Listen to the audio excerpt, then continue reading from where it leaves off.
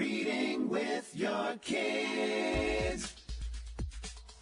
Hola, ni hao, konnichiwa, assalamu alaikum, shalom, mahaba, ciao, bonjour, namaste, jumbo. Bienvenidos. Hey, my name is Jedley. Welcome to Reading with Your Kids. We are coming to you from the beautiful, wonderful, historical neighborhood of Reedville, located in the southwest corner of Boston, Massachusetts. We are so very honored and absolutely delighted that you join us in our mission to help all families grow closer through reading. We do that by sharing fun, thoughtful, and thought-provoking conversations with fascinating people who just happen to be writing books for kids of all ages.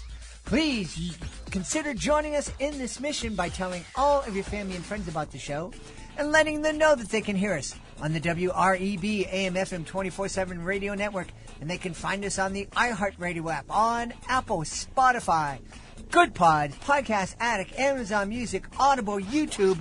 Wherever you find your favorite shows, you can find Reading with Your Kids. Two wonderful guests for you today. John Barry is here to celebrate Mr. Willoughby's Head Over Heels Christmas. This is a really fascinating story. John is the son of Robert Barry, the initial author of this series. Mr. Barry passed away back in 2012. John discovered this manuscript and brought it to life. We'll also be speaking to Adrienne Palma. She's here to celebrate Oakley the Osprey. My friends, wanted to let you know that this episode of Reading with Your Kids is brought to you by Once Upon a Dance, OnceUponADance.com. That's the place to go if you are tired of too much screen time. Once Upon a Dance offers unplugged storytime adventures. Read, move, and imagine together. Created by a dance educator, this award-winning collection blends movement with whimsy. Perfect for families, perfect for classrooms, perfect for libraries, and dare I say, it's perfect for dance studios. Bring stories to life. Visit OnceUponADance.com or order Once Upon a Dance books at your favorite bookstore. Hey, I want to let you know that this episode of Reading with Your Kids is brought to you by Chicken Coop Chaos by Nancy Tavares. Are you ready for some barnyard fun your kids will absolutely adore? Then you've got to check out Nancy Tavares' delightful books, Chicken Coop Chaos and Chicken Coop Chaos Christmas. In the original Chicken Coop Chaos, we meet Pearl, a hen who loves peace, order, and a tidy little hen house. But when Wendell the rooster barges in and decides he's not leaving, Pearl has to hatch a clever plan to take back her space. And let's just say things get hilariously chaotic. And just in time for the holidays, Chicken Coop Chaos Christmas brings even more laughs, heart, and festive feathered fun. These books are perfect for young readers, classrooms, and family read-aloud time. So flap on over to your favorite bookstore or online retailer and grab your copies of Chicken Coop Chaos and Chicken Coop Chaos Christmas today. Your kids will be clucking with joy. Join us right now from sunny San Diego in California. Our guest is here today to celebrate, I was going to say a brand new picture book. It's brand new to us, but it's been around for a while. It's called Mr. Willoughby's Head Over Heels Christmas. Please welcome to the show, John Barry. John, how are you? Jed, so glad to be with you today, and thanks so much for having me. I'm delighted to have you on. What a great story. John is not the author of Mr. Willoughby's Head Over Heels Christmas. He is the son of the author, Robert Barry, who passed back in 2012 at the good old age, was it 80 or 81? 81. Good for him, man. I'm jealous. I'm shooting for 105 myself. I have a few years to make it there. That's right. We've all got to try. So your father's original book was Mr. Willoughby's Christmas Tree, and that was published in 1963. That's correct. What was that like to have a dad who published a kid's book? Well, it was really exciting, and it's funny because I think we all have very selective childhood memories from when we were very small. And I was about 4 years old when the original Mr. Willoughby was published. And my parents were moving around, and because my father was freelancing at the time. And then what happened was Captain Kangaroo who had a children's show that you might remember. I do. Back in the 1960s. Captain Kangaroo would read books on the air nationwide. And after Mr. Willoughby's Christmas Tree came out in 1963, it was selected by the Captain Kangaroo show to read around the holidays. And he actually did that for a number of years. And so one of the strange memories that is, that I'll just, it's always there, is when I was very small, I remember my parents had a very run-down black and white TV set. Mm-hmm. And I can remember we all gathered around it to watch Captain Kangaroo read Mr. Willoughby's Christmas Tree. And that became, for a little while, it was, I think, almost an annual event because he kept reading the book. And so we would always try to tune in. But there were no DVRs back then. You had to be there to see it live or you didn't see it at all. But that was a very cool thing for me as a kid. And my dad, he was an artist, so he was always working on something back in the 60s, whether it was a children's book or his own art projects. And so, we had a house that was definitely buried in all kinds of drawings and drawing paper and pens and pencils and pretty much every writing implement you could think of. That's wonderful. And boy, a lot of the parents who are listening to this probably can't identify with the whole idea of you got to be there when it comes on or you ain't going to see it. Exactly.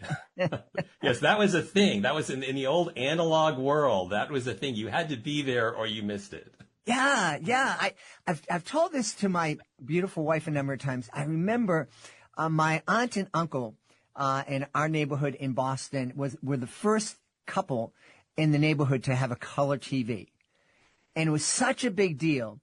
And they actually lived in the third floor. All the dads in the neighborhood went up and they carried the TV down 3 flights of stairs so it could be on the porch so every kid in the neighborhood could watch Batman in color.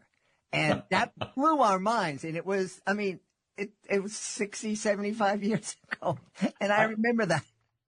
I can totally relate to that because my grandparents in Rhode Island, they had a color TV and we did not. I don't think my parents got a color TV until the late 1970s.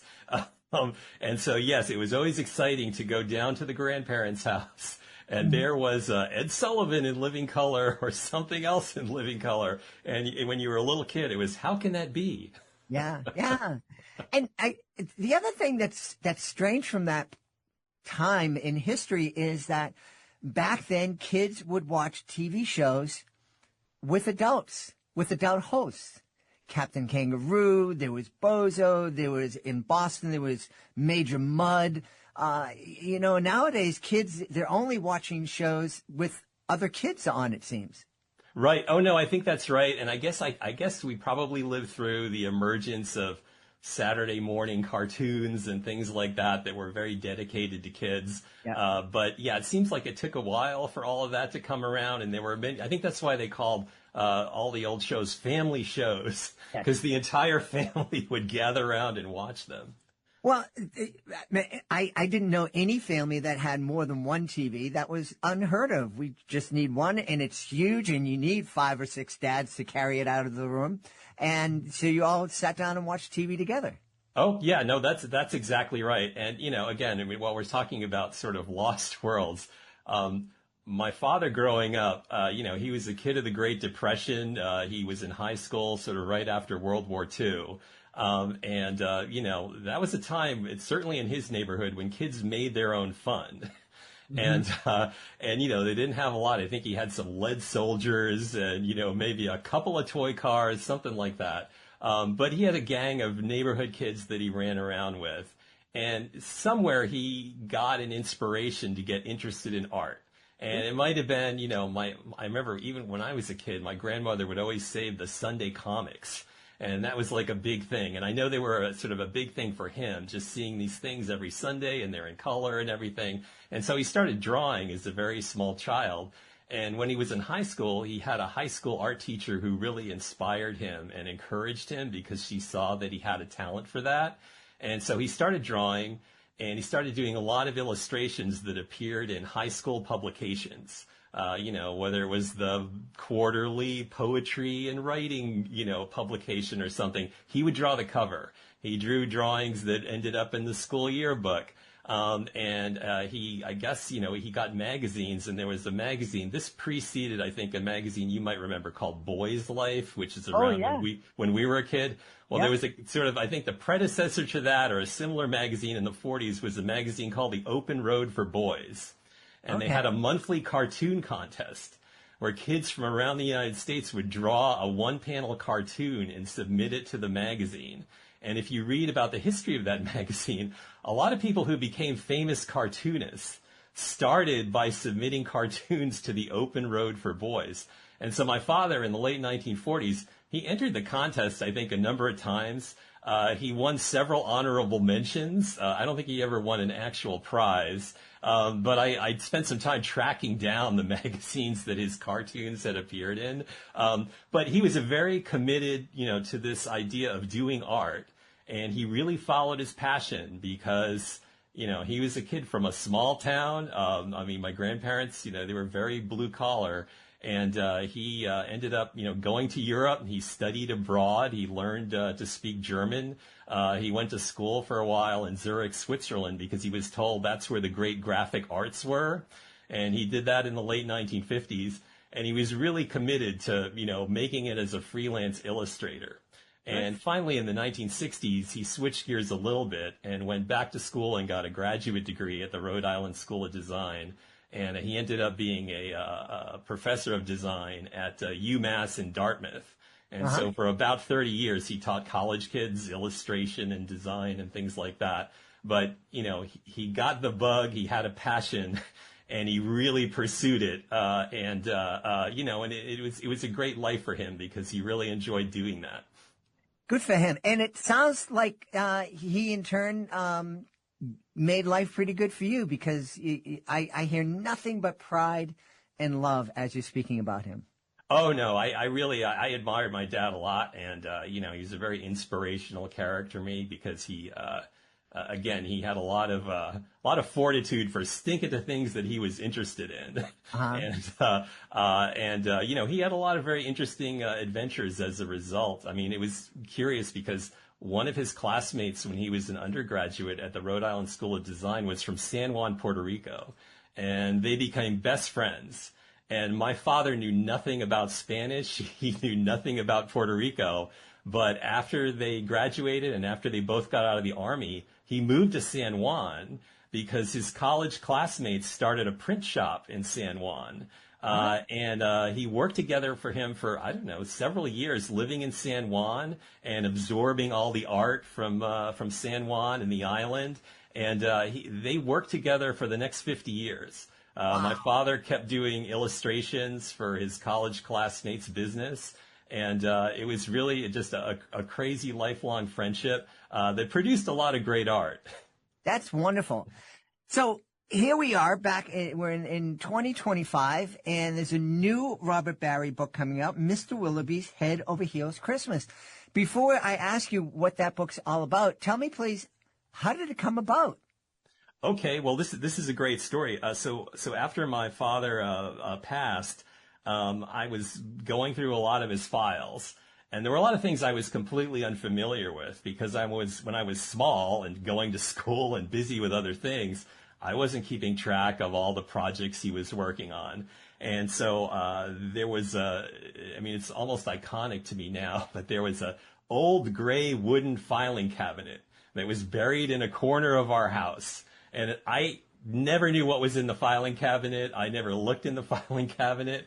But as I was organizing some of his original artwork and looking for things, one day I pulled open the bottom drawer on this ancient wooden filing cabinet, and stuffed in the back of the drawer, there were files of book projects that he had worked on. And, some of them were ideas that weren't fully realized. Other things, he had plainly worked on and off for many years. And one of the folders was what became Mr. Willoughby's Head Over Heels Christmas. And after the success of the original book with Captain Kangaroo and everything else, he had said to himself, I've got to try to work this idea again and try to, hit another home run with another children's book about Mr. Willoughby. And so he had worked this story up. And so in the file was a storyboard, which is basically, it looks like a cartoon, but it's like somebody draws the panels. And so you see how the story relates to the illustration. There was his original typed manuscript for the story, which was banged out on an old standard typewriter. There were sample drawings, and there were different kinds of drawings. He had sort of imagined different ways of doing the book. And so we had a ton of material to work with, including really what was his final vision of what the story would be. And so I got this file, and I'd been in touch on and off with the folks at Penguin Random House who published the original Mr. Willoughby's Christmas Tree. And so I sent them copies of the files, and their terrific creative team, we got together and said, yeah, let's bring this book to life. And so we pulled it off, and this is the book that's coming out this holiday season, and I really couldn't be more excited about it. It's for me, I know my dad would really appreciate it, and for me, it's kind of a dream come true. Yeah. So who's Mr. Willoughby, and why is he so head over heels about Christmas? Well, Mr. Willoughby is he's an interesting character. He's a grandfatherly type. We don't know a whole lot about him, except he lives in a very big house, and he's very excited every Christmas because his thing is he likes to get a very giant Christmas tree and put it in his parlor to celebrate Christmas. So in the first book, the problem was that he had a giant tree delivered, and the tree was too tall for the parlor. So he had to lop off the top of the tree to make it fit. And then the rest of the original book follows the story of this treetop as it steadily moves from one character to another down through smaller and smaller animals who all bring the treetop, or what's left of it, into their homes and figure out it's too tall. And they have to keep lopping the top off until the tree finally, what's left of the treetop finally ends up with Mistletoe Mouse, who lives in Mr. Willoughby's house under his armchair. And so that's the story arc of the first story. In the second story, which my father conceived, Mr. Willoughby's tree doesn't arrive at all because the truck delivering it gets stuck in a snowdrift. Oh, no. And so this is a disaster for Mr. Willoughby because it's Christmas Eve and he has no tree. And so one of the characters from the first book, a bear named Barnaby Bear, happens to be wandering by Mr. Willoughby's house when he realizes, oh no, Mr. Willoughby's in trouble. His tree didn't show up this year. So Barnaby Bear takes it upon himself to climb a very tall mountain to find Mr. Willoughby the perfect replacement tree. But he has a problem because he gets to the top of the mountain and he has to figure out, how am I going to get this tree down the very steep hill? So he decides to turn it into a sled. And so then he jumps on the tree and takes off, and a lot of mayhem ensues as he's riding down the mountain. And we meet some of the other animal characters along the way as the tree collides with them. And then finally, the tree does make its way down to Mr. Willoughby's parlor, and there's a plot twist and a couple of surprises at the end. But that's, yes, the second tree story, or story of Mr. Willoughby's tree, which has a head over heels aspect to it. I love it. I love it. Tom, do you remember your dad being so imaginative? Did he? Do you remember him telling you stories at bedtime, or coming up? Oh yes, no. He had a fabulous imagination, and we always had lots of books around. My parents were both really interested in, reading and making sure there were lots of books, and that, the kids were working their way through books. I mean, another memory I have of when I was a kid was my father would periodically take me up to Providence, Rhode Island, where there was an old bookstore that burned down decades ago.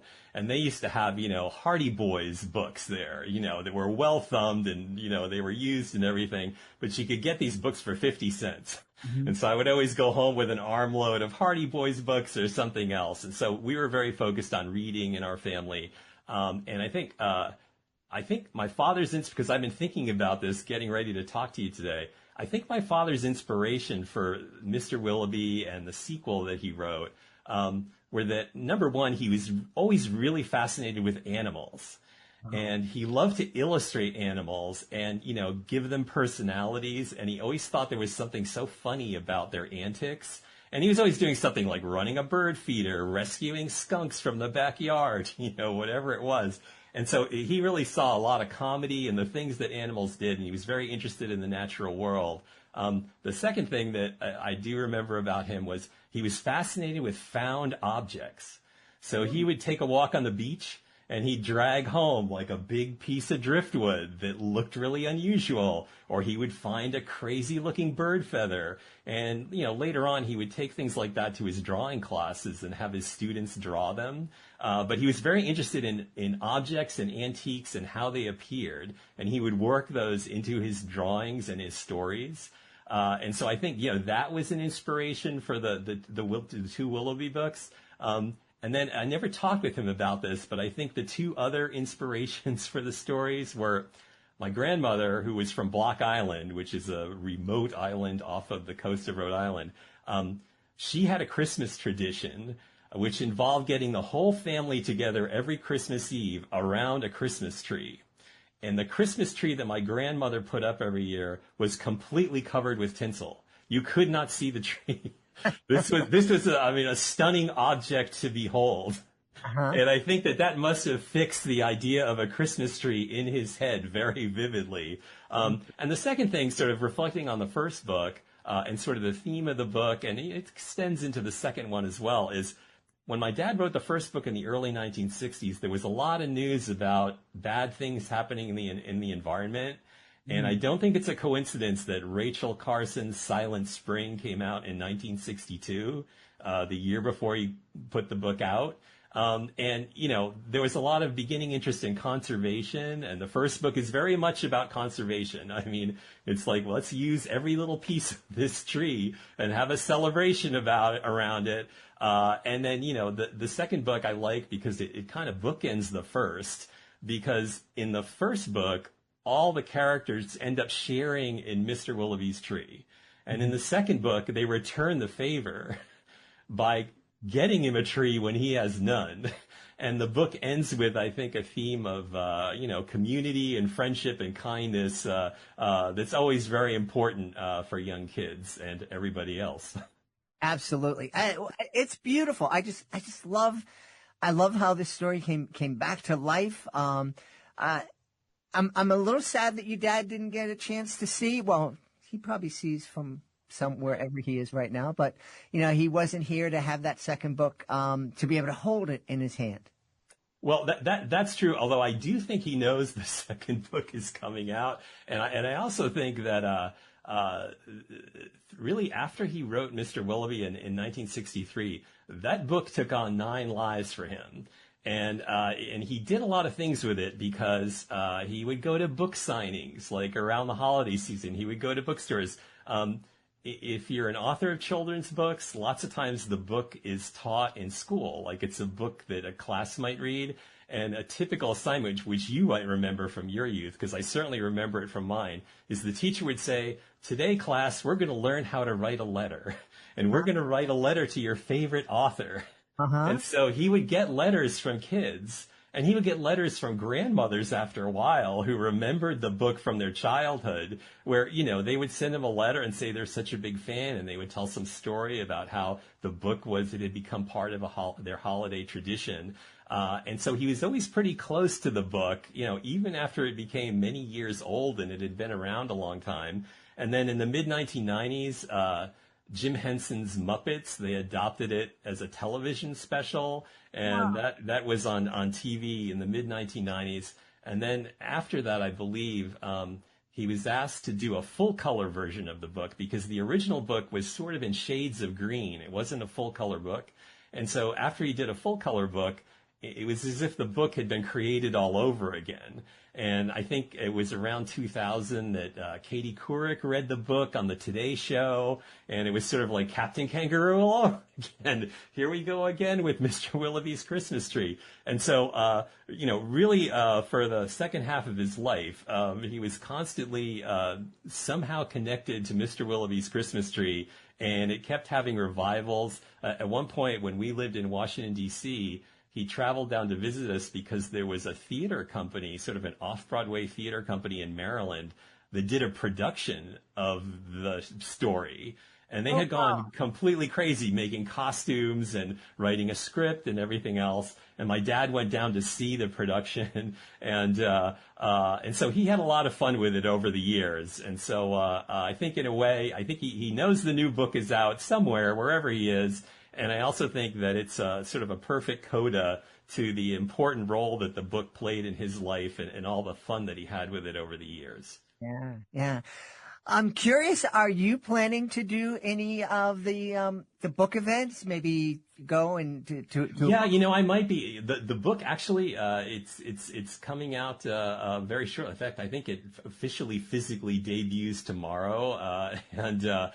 So yeah, I think I might do that if I'm invited to go around and talk about the book and my father's career if folks are interested, because he certainly did a lot of that. And so I'm interested to see how things develop over the next couple of months. Yeah, yeah. Well, I would encourage you to see if you can get some school visits scheduled, because there is nothing that is as much fun as being in an auditorium with kids and just sharing something you love with your kids. And I know that the kids would love to hear the stories of your dad and learn a little bit more about Mr. Willoughby.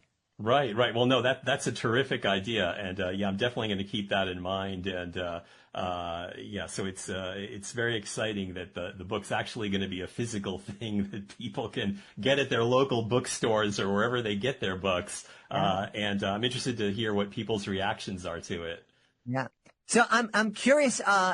Did your dad's talent rub off on you? Did you do any I can't lay any claim to being an artist, and I guess in a strange way, I was a rebel because my father was an artist and I went to law school. No, but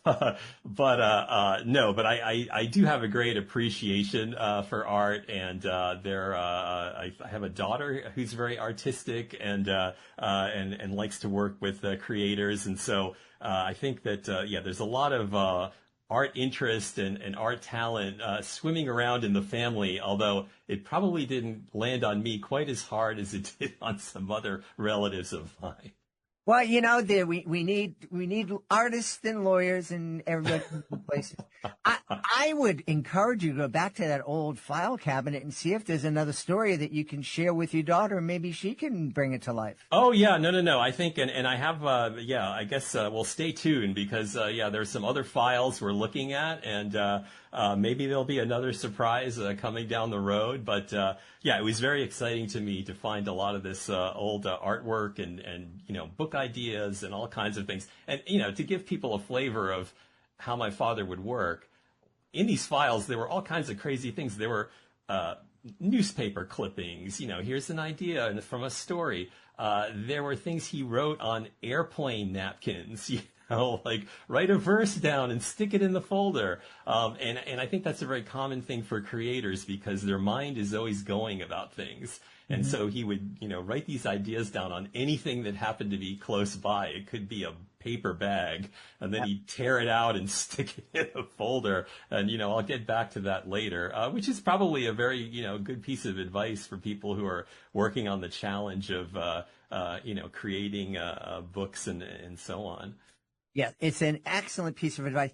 The only problem is many times I would get up late at night with an idea and I would scribble something down and I'd wake up the next morning, and if I was able to read it, which was not something I could often do, I would look at it and go, what in the world was I thinking last night? What did I think, Amy? Oh yeah. No, you have to be able to connect the dots. And speaking of that, one other idea I had just getting ready to talk to you today is, I think a fun way for, people to read books with their kids is in a way to think about reverse engineering them. Like if your kid has a favorite book, ask them questions about, what do you think is a common, repeating theme or story in this book? Because that's certainly true of the Willoughby books, that there are, motifs that repeat and things like that. You can ask them questions about, well, what do you think this character's life is like sort of outside the page, and who are they friends with, and what do they do in their spare time? And there's really a lot of things there to fire a kid's imagination, especially if they've already embraced the book. And right. They really love it, and they go back to it again and again. I think you can, well, why don't you try writing a story with the same characters, or draw a picture of them doing something else? And so there's really kind of an interesting source of all kinds of ideas in any of these great books that kids get attracted to, that can fire their imagination in really positive ways. Well, you know something, John? I am really excited because I am, and I'm telling my lawyer right now, I am going to steal that idea. Because we hear from parents, and it's like, oh, the only problem with the great book is that my kid wants me to read it 500 times. And I keep telling them, you don't have to read it the same way 500 times. There's all different ways. You can take picture walks through books. And now I'm going to be encouraging families to re-engineer the books and, reverse engineer it. Go back and ask the kids those questions. What if you're going to write fan fiction about Mr. Willoughby, what would it be about? Exactly right. And just take a character that you really love and, put them in something else. And in a way, if a parent is getting tired of reading a book for the 499th time, ask your kid to sketch out a book and read it to you. Yeah, great. Excellent idea. Tell me, is there a website we can go to find out more about Mr. Well, I'm actually, I have something that I've got on the drawing board, just kind of to put something online about all of my father's artwork. That's still a work that's in progress. But I would encourage people, if they're interested in Mr. Willoughby's Head Over Heels Christmas, just search it on the web. You'll get to landing pages, either at Penguin Random House or, your favorite bookseller. There's already some reviews online. And there are some sort of fans of my father's work who've created their own web pages, kind of going through some of his out-of-print stories and things. So look for those. But yeah, Robert Barry, Mr. Willoughby's Head Over Heels Christmas, and you'll find some information, and stay tuned. And I'm going to try to get something up and running that does a broader overview of all of his work, because he did so many different things. That's fantastic. We've had a really fun time speaking to the son of the author of Mr. Willoughby's Head Over Heels Christmas. Our guest has been John Barry. Hey, John, thanks so much for being on Reading with Your Kids. Jed, thanks so much for having me today, and best wishes for a terrific holiday season to you and all of your listeners. Get ready, adventure fans. Toby Baxter is back. In I Heart Riverhome, the fourth thrilling book in the Adventures of Toby Baxter series, written by Tim Wright, 13-year-old Toby dives into his most unexpected quest yet. He's battling trolls, navigating the sandpit of love, and getting stuck with an LOVE compass. But when the girl of his dreams, Rainey, is kidnapped, Toby must summon more courage than ever before. All 4 books in the Adventures of Toby Baxter series have been honored as Reading with Your Kids certified great reads, each packed with fast-paced action, humor, and heart. So grab your copy of I Heart Riverhome today and join Toby on an unforgettable journey through Riverhome, where every page is an adventure.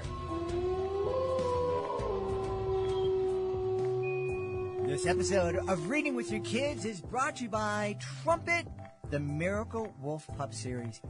There's a brand new book in the series, and we're so excited to tell you all about it. Trumpet becomes a mom. In this exciting book, Trumpet and Lighthawk, now a bonded pair, start their own family with their very first litter of pups. Families can read together, schools can explore the importance of wolf packs and conservation, and Trumpet fans everywhere can celebrate this milestone in her incredible journey.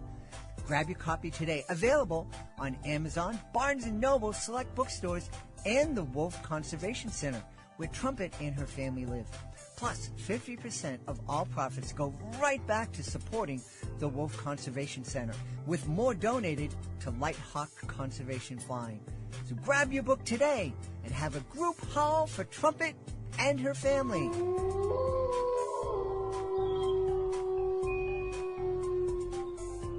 Join us right now from the beautiful state of North Carolina. Our guest is here today to celebrate her new picture book. It's called Oakley the Osprey. Please welcome to the show, Adrienne Palma.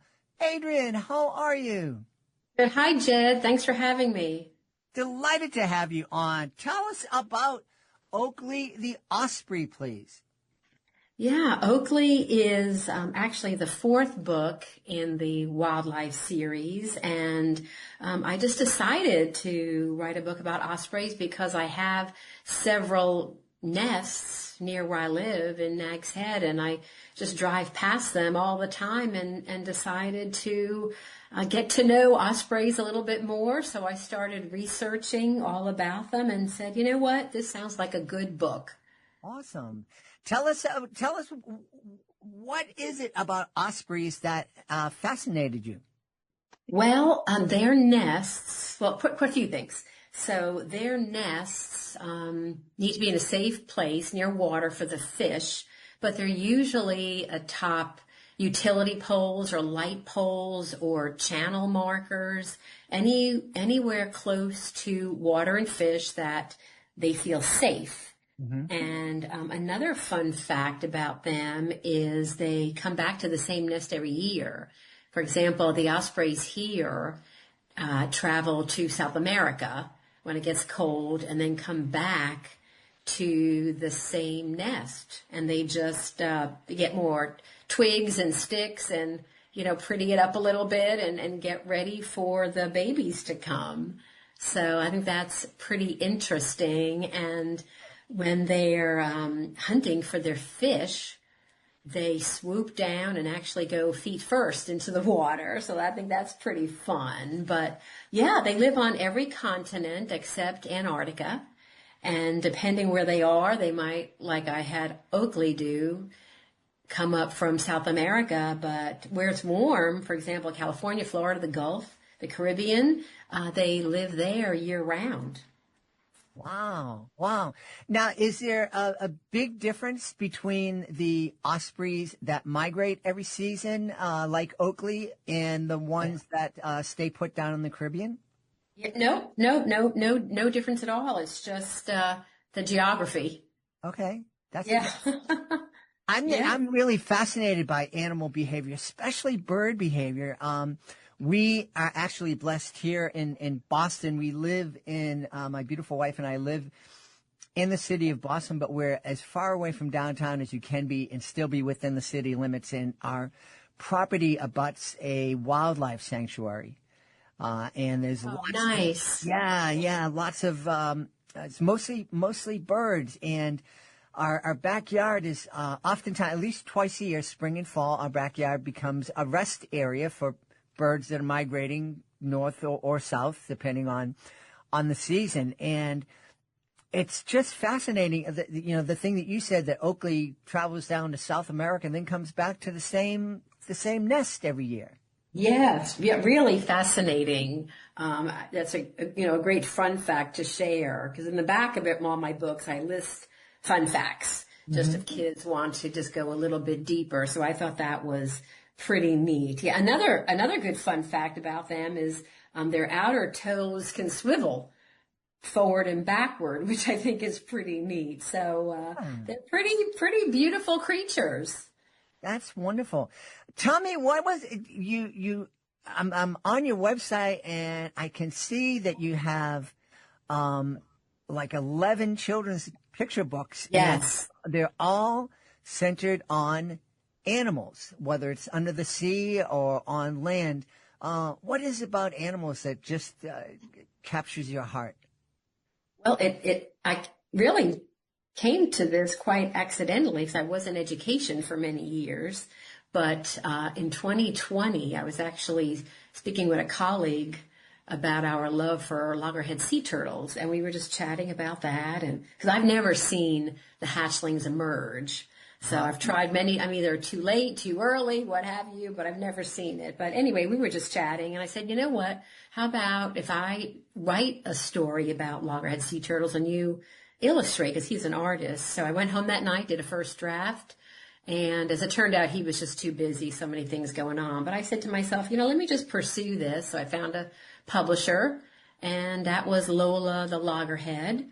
And that was the first book in the Under the Sea series. And then I just kept on going, because there's so many sea creatures to choose from. Love the shark, love the bottlenose dolphin. So just continued on with that, and then went to the wildlife series because I live near the Alligator River National Wildlife Refuge, where you can actually see red wolves and black bears.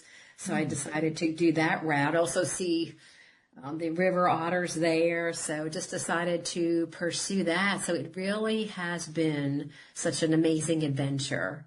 Yeah, I bet. You mentioned that you were in education. Well, Yes. you're still an educator because through your books, you're educating kids and their families about all the wonderful creatures in our lives. Yeah, and that's what primarily this is I usually say from 4 years old to 8 years old.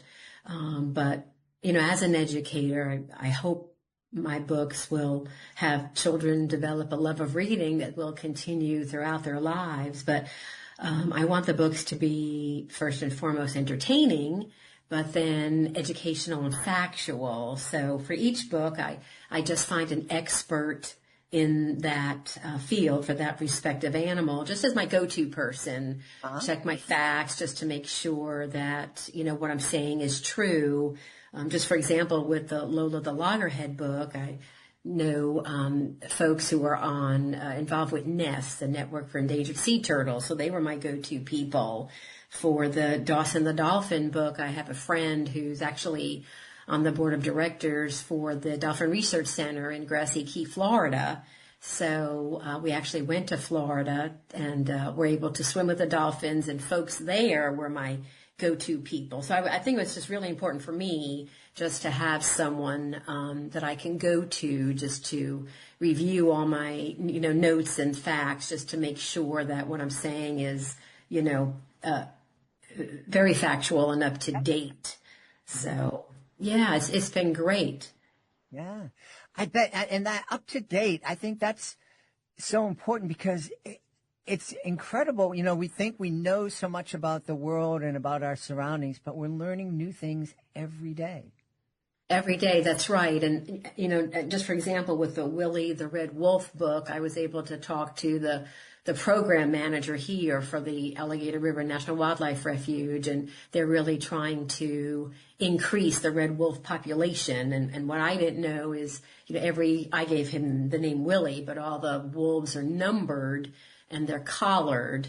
And, at that time we went over, how many are there. So that was important just, when that book came out, just to have the correct numbers of the wolves in population there. Mm-hmm. Mm-hmm. Yeah. When you're naming all the creatures, I'm wondering if you could tell us, are your books like a science-based? Here's Lola the Loggerhead, and this is this fact ABCD about her, or are we going to be experiencing a story about Lola that through reading the book? Yeah, no, it's a story, and they're told from the animal's perspective. So it's a story, where the respective animal lives and what she eats, and predators, how they socialize, either through sounds or chirping or movement, and what they eat. So it's a story. It's usually, I usually started off with, hi, I'm Oakley the Osprey, come spend the day with me, and tell you where they live and, everything about them. So yes, it is a story. Yes. Yeah. Did you ever consider maybe heading on down to South America to see where Oakley lives in the wintertime? It could be. I guess I could be up for a trip down there. Yes. Yeah. You know what? That sounds pretty good to me. Awesome. Tell me, as an educator, I'm very disturbed about the statistics that I'm seeing, that the number of kids that are reading on grade level is really, really low. And we hear that the pandemic caused a lot of that learning deficit, but I think this is a trend that's been going on for a while. Why do you think literacy has become challenged recently? Well, I know that everyone took a huge dive during the pandemic, but I was in elementary school for years, and it all starts in elementary school where you learn the basics. And I've always felt if you can read, you can write. If you can write, you can read. So I think just children hopefully should be reading every day. I know at my local library now they have a new program for children under 5 reading so many books, just to get them in the library reading a book in their hands. And again, it's just that developing a love of reading, reading a book, holding a book. I love to touch a book, smell a book, rather than getting off your devices. Kindles are good, don't get me wrong, but just reading, because it just will take you places. So I do hope, schools and parents and, all other educators are making that a priority, just to be reading every day, reading just for the fun of it. It shouldn't be a chore, just to be reading for the fun of it. It's funny. I just happened to watch, I had never ever seen the Harry Potter movies, and I happened to watch one the other day, and I just remember, when I taught 2nd grade years ago, I had one of my students reading it, and I thought, wow. And back then, children were reading, and it was just wonderful just to see the excitement of getting the new book. Mm-hmm. So I hope that's happening. Yeah. Because again, more, math is important, but if you could read, reading is essential. Well, it is essential. One of the things that I've learned here doing the podcast is that kids learn how to read from kindergarten through 2nd grade, and then they read to learn from 3rd grade on. So if kids aren't reading by the time they hit grade 3, they're really at a deficit. They're at a deficit. That's right. And I know schools that have more individualized learning now, which is good. But you're right. If they don't develop those basics in those primary grades, it'll be very hard for them and challenging. Yes. Yeah. As a teacher of young kids in that early elementary age, were you able to tell, if one of your students was being read to every night? Could you just kind of sense that, oh yeah, this kid has parents or grandparents or somebody in their life that's reading to them every single night?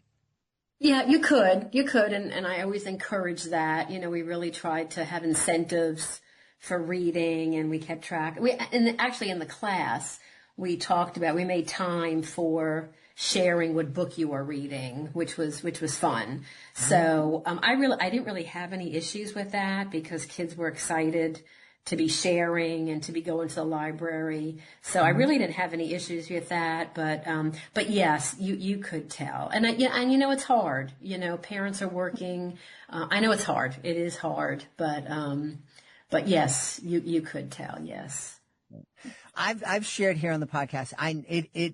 It can be very hard. And there were days when I would come home after doing presentations in, say, Philadelphia, and then driving all the way back to Boston when my kids, all I wanted to do was to sit on the couch and just relax. And my kids would come in and go, okay, time to read a book. And it's like, oh no, I'm exhausted. But by the time, 5-10 minutes into reading, I was recharged and I was loving it. And, and I was the one who said, let's get another book. Yes. Yeah. And that's so important. And I tell you, kids remember that. They grow up so fast. So those precious times, reading, if you're on the sofa, you're in bed, whatever, just reading together is just so special. Yeah. Yeah.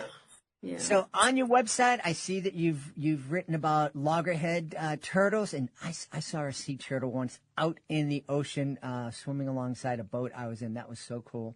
You've written about dolphins and crabs and otters and sharks and whales and manatees, wolves, black bears, the ospreys, pelicans. What's next? What animal are you going to be featuring in your next book? Well, I got to tell you, I'm taking a turn here, Okay. because I live at the Outer Banks, and I live near the Wright Brothers National Memorial. Yeah, And so I do walk around the monument quite frequently. So, so right now I'm actually researching the Wright brothers and would like to do a children's book about them, which I think it'd be different for me, but I think I'm up for the challenge. So I think that would be, really kind of fun, just from beginning the story in Dayton, Ohio, and just, I have to think back then, just thinking how the Wright brothers actually arrived here. They had to take a train, they had to take a really old schooner to Kitty Hawk. I mean, it's not like it was now. Just the adventure of that coming here, and it wasn't built up as it is now, and sleeping in a tent, and it was cold and windy, and just the challenges that they were faced, but they did it. They didn't give up. And don't forget, neither one received a high school diploma, went to college, but they were avid readers. So, I think that'll be fun. So to answer your question, I don't have another animal coming up. I think it's going to be about the Orville and Wilbur Wright. Excellent. Well, technically we're animals, so. That's right. That's right. But I think it would be kind of fun just to, share that story. Yeah. So, and again, just saying that even though without the education, the reading helped them. And that, they pursued and they wrote to the Smithsonian, and they just didn't get up. So that perseverance is something that I really would like to capitalize on for this book. So I'm working on it now. And I did want to mention that my illustrator is a friend of mine who lives in Florida. We met several years ago at the Amelia Island Book Festival. We stayed in touch. So she does watercolor. So she did the past 3 books for me, and she's excited about illustrating the Wright brothers. So that's my plan for the next few months, to get that moving. Excellent. Well, let's give a shout out to your illustrator. What's her name? Yes, her name is Amber Ray Mallett, and she's in Florida, and she does amazing illustrations in watercolor. So I'm just so happy that we met and are collaborating together. That's wonderful. I love it.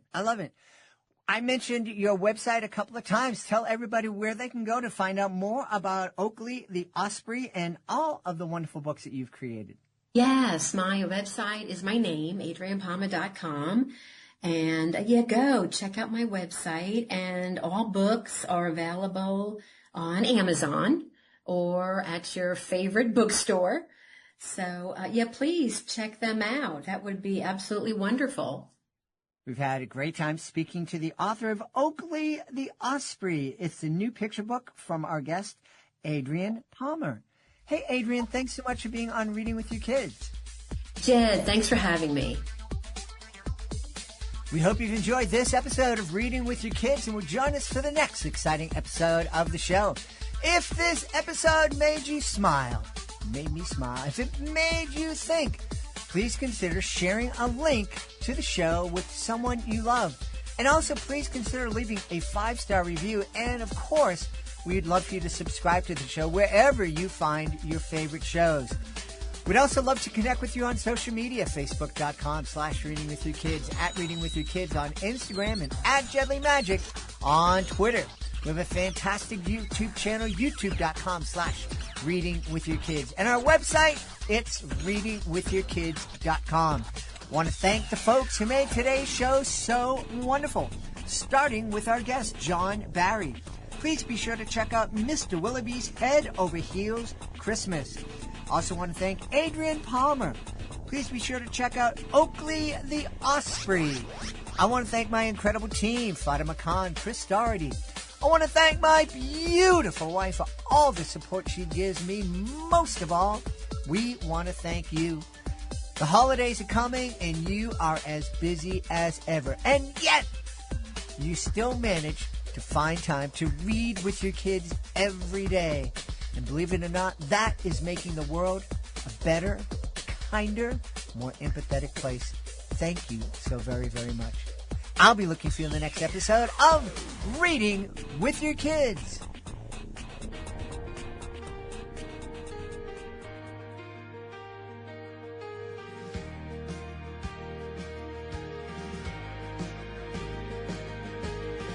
He's just a kid with a dream in his hand, a heart full of courage, a plan that he never planned.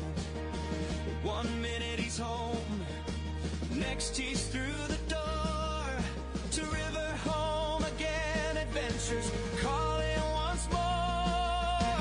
Trolls in the shadows, magic in the air, every quest reminds him love and friendship are there. Toby Baxter, brave and true, the hero inside is shining through, for great tales that lift our hearts, certified great reads where the magic starts.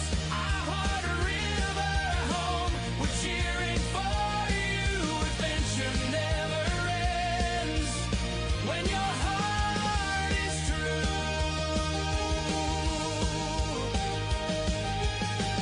He's fought the darkness, he's chased the light, faced down his fears in the middle of the night. From friendship to love, from laughter to tears, he's growing stronger with every year. Rainy's out there waiting to be found. Toby won't stop till he turns things around. Toby Baxter, brave and true, the hero inside is shining through, for great tales that lift our hearts, certified great reads where the magic starts. Our heart a river home, we're cheering for you, adventure never ends, when your heart is true. Through the pages we fly, every kid can try to find their courage, spread their wings, and see what magic reading brings.